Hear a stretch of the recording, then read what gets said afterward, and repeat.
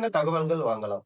இப்போ கவர்மெண்ட் டிபார்ட்மெண்ட்லேருந்து பார்த்துட்டீங்கன்னா, அவங்களுடைய டாக்குமெண்ட்ஸ் அவங்க என்னென்ன டாக்குமெண்ட்ஸ் வச்சிருக்காங்களோ, அந்த டீட்டெயில்ஸ் வாங்க முடியும். ஃபார் எக்ஸாம்பிள் உங்களுடைய அ பட்டா டீட்டெயில்ஸ் வாங்கணும் அப்டின்னா, அத வாங்கிக்கிடலாம்.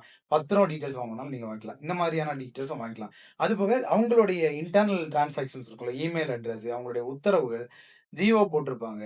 இல்லன்னா அவங்களுக்கு வந்த மெயில் ஐடிஸ், என்னென்ன மெயில்ஸ் வந்திருக்கு, இந்த மாரிப்பட்ட தகவல்களையும் நம்ம வாங்கிக்க முடியும்.